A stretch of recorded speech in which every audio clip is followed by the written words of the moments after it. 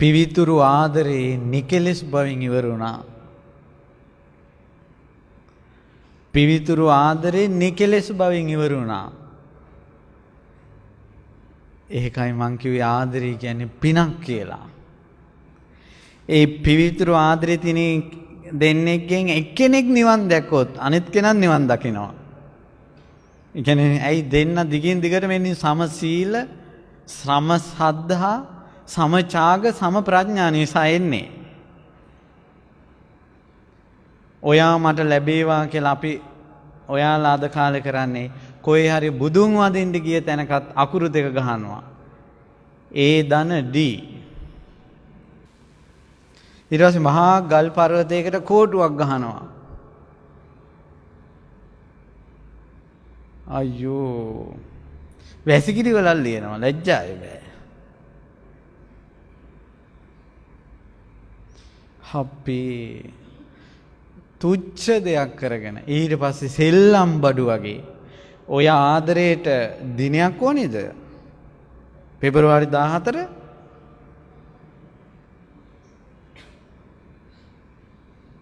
පෙබරවාරි 14 ලෝ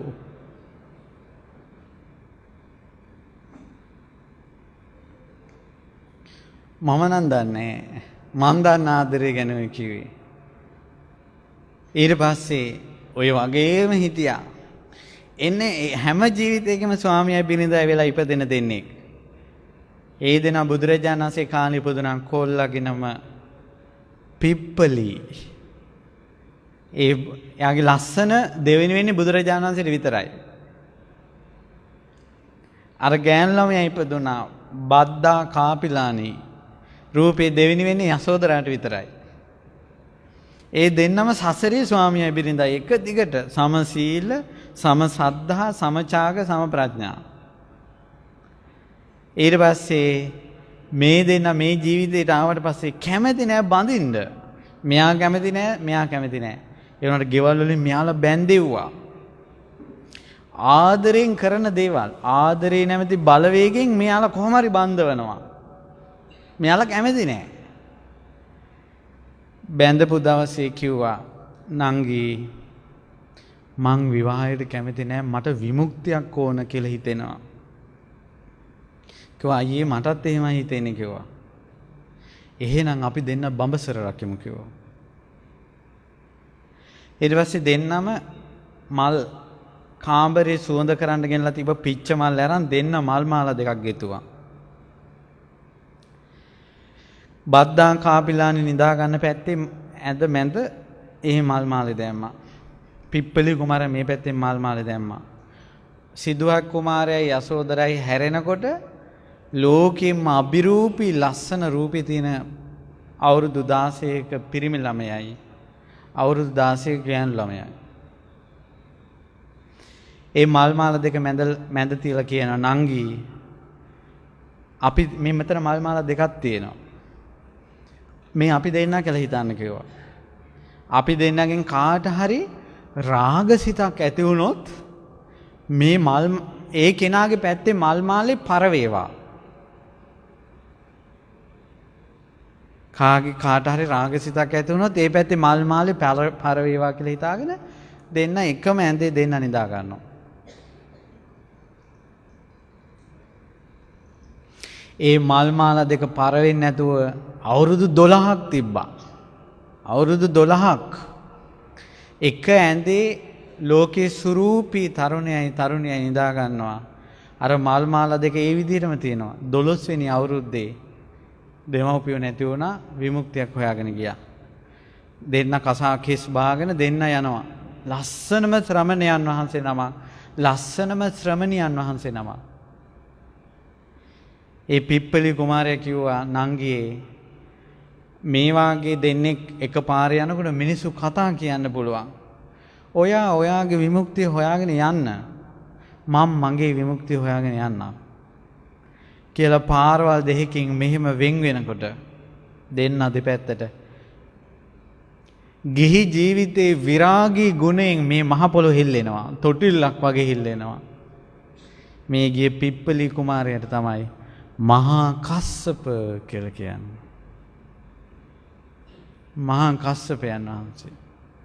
ඔය ආදරේ කතාවක්. හරි පුදුමයි. ආදරේ කියන එක හරි පුදුමයි. තව දෙන්නෙක් හිටියා. ඒ දෙන්නට කියනවා නකුල මාතා නකුල පිතා කියලා. ජීවිතෙන් ජීවිතේට ස්වාමියා බිරිඳ වෙලා ඉපදෙන්නේ. ඊට පස්සේ මේ දෙන්න ධර්මය අහලා මඟපල් ලැබුවා. මඟපල් ලැබලා දැන් සෝහන් වෙලා. කියන්නේ සක්කාය දිට්ඨිය නැති වෙලා. කියන්නේ මේ ලෝකේ තමාගේ වසඟේ පවත්වන්න පුළුවන් කියන හැඟීම නැති වෙලා. එහෙම ඉඳින් මේ දෙන්න බුදුරජාණන් වහන්සේ ළඟට ගිහිල්ලා අහනවා ස්වාමීනි මම බැන්ද දවසේ ඉඳලා අවුරුදු 16න් මම මේ නකුල මා පිතාව බැන්දේ මං කවදාවත් වෙන පිරිමියෙක් ගැන හිතලා නැහැ. මං කැමති ඉපදෙන ජීවිතේ මෙයා මගේ ස්වාමියා වෙනවට. අද කාලේ කොහොමද? මැසේජ් යවනවා චික් කියලා හිතෙනවා. තමන් බැඳලා මිනිසෙකුත් ඉන්නවා. දරුවොත් ඉන්නවා. කොච්චර වංචාවක්ද? තුන් ලෝකේම සත්පුරුෂයන්ගෙන් සාප ලැබෙන දෙයක්. කොයි ලෝකේ ඇයිද? ආය කවදා පිවිතුරු ආදරයක් ලැබෙයිද?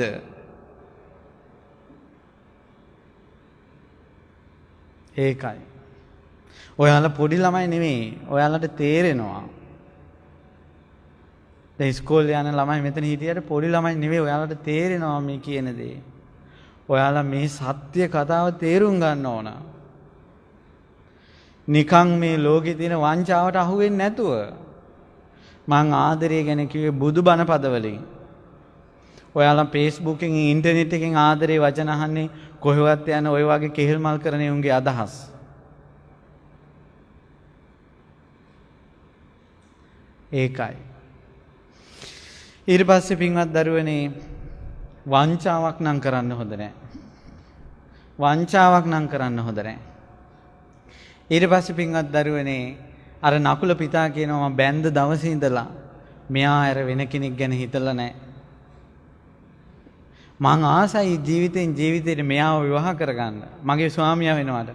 අන්න ඒ වෙලාවේ තමයි බුදුරජාණන් වහන්සේ වදාළේ අඹු සැමියෝ දෙන්නේ කැමති නම් ජීවිතෙන් ජීවිතේට එකතු වෙන්න සමාන සීලයක් තියෙන්න ඕන. සමාන සද්ධාවක් තියෙන්න ඕන. සමාන දන් දීමක් තියෙන්න ඕන. සමාන ප්‍රඥාවක් තියෙන්න ඕන. එතකොට ඉපදෙනවා. ප්‍රාර්ථනා කරන්න නෑ බෝධීන් වහන්සේලා ළඟට ගිහිල්ලා උපනුපන් ජීවිතේ අපි දෙන්නම එකතු වේවා. ඒව පතන්න දෙයක් නෑ. සමාන අදහස් වලට එන්න ඕන. ඊට පස්සේ බුදුරජාණන් වහන්සේ ඒ වෙලාවේ ওই කාරණාව වදාළේ. එනිසා පින්වත් දරුවනේ ඔය තමයි යසෝදරා දේවියගේ ආදරය ගැන කතාව. මම දන්නේ නෑ ඔය වාගේ ආදරයක් අද ලෝකේ තියෙනවද නැද්ද කියලා මම දන්නේ නෑ.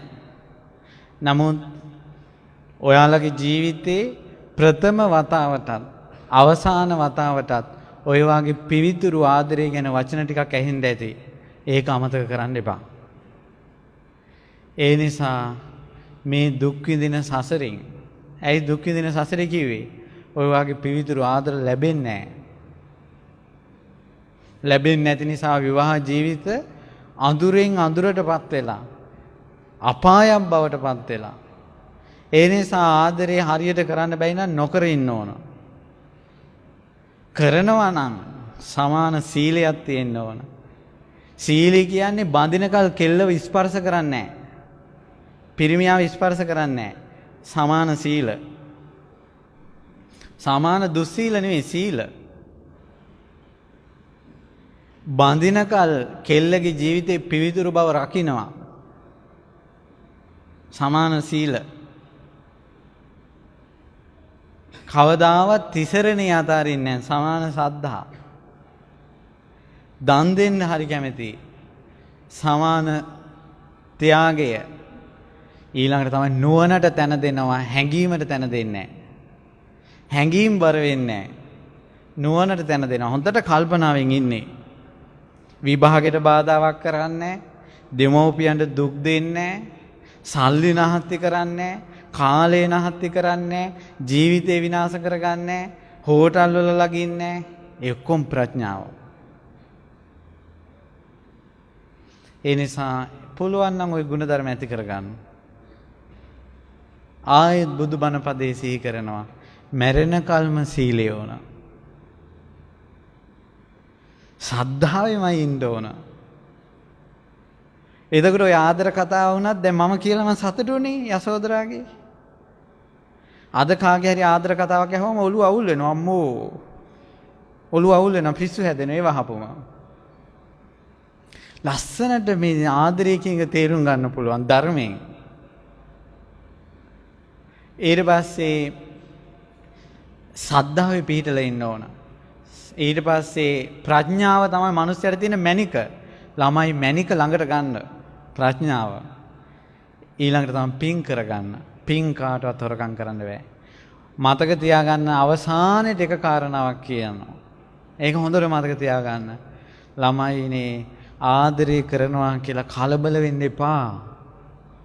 ඔයා පුතෙක් නම් ඔයා දුවෙක් නම් ඔයාලට සසරෙන් බිරිඳක් සසරෙන් ස්වාමියෙක් කියලා එක්කෙනෙක් සසරෙන් කර්මානුරූප ආපු කෙනෙක් ඉන්නවා ලෝකේ. ඒක නා ගානට කාලෙට එනවා.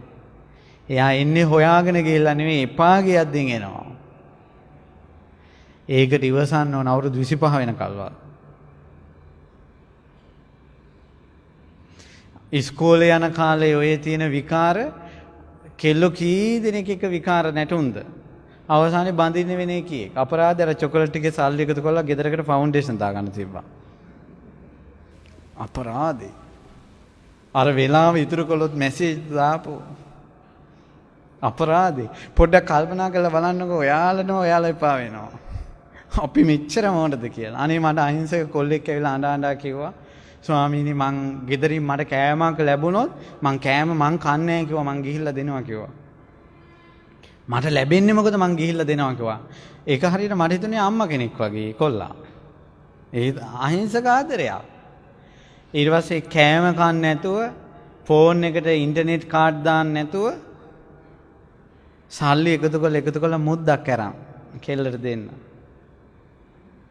මුද්ද ගෙනාපු දවසේම කෙල්ලගෙන් මැසේජ් එකක් එනවා මං ඔයාට කැමති නෑ අනේ. එපායිලු මෙයාට. ඉතින් අර කොල්ල මාත් එක්ක කියනවා ඉතින් එයාට හදපු මුද්දනේ හාඳුරන්නේ මං දුන්නා කිව්වා. මං ඉතින් මේ කොල්ලගේ හිතරි දෙයි කියලා මං කිව්වා ඔයා හරි අහිංසකයි කිව්වා. නෑ ස්වාමීන් වහන්සේ මං හරි මෝඩයි කිව්වා. මං කෝ උඹට මොලේ තියෙනවා. උඹ හොඳ කොල්ලෙක්. උඹට මොලේ තියෙනවා උඹ හොඳ කොල්ලෙක්. උඹ හිත හදාගනින් කිව්වා. ඊට පස්සේ දවසේ ඇවිල්ලා කිව්වා ස්වාමීන් වහන්සේ මට මේක උනේ හොඳකට විභාගේ ලං වෙලා වුණා නම් මට මේක සෑහෙන මානසිකව බලපානවා. දැන් මං 12 වසර මං හොඳට විභාගය කරනවා කෙල්ලෝ ඕනේ නැහැ හාන්දරනේ කිව්වා. මං උඹ අවුරුදු 25 වෙනකල් ඉවසපන්. පව් ඇත්තටම අහිංසක ළමයි ඉන්නවා. අහිංසක ළමයිනේ ආදරය කියන පිවිතුරු පින්වන්ත වචනේ තේරුම් ගන්න. කලබල වෙන්න එපා. ඒ නිසා ඔබ අපි කාටත් ගෞතම සසුනේ පිහිට ලැබේවා. සාදු සාදු සාදු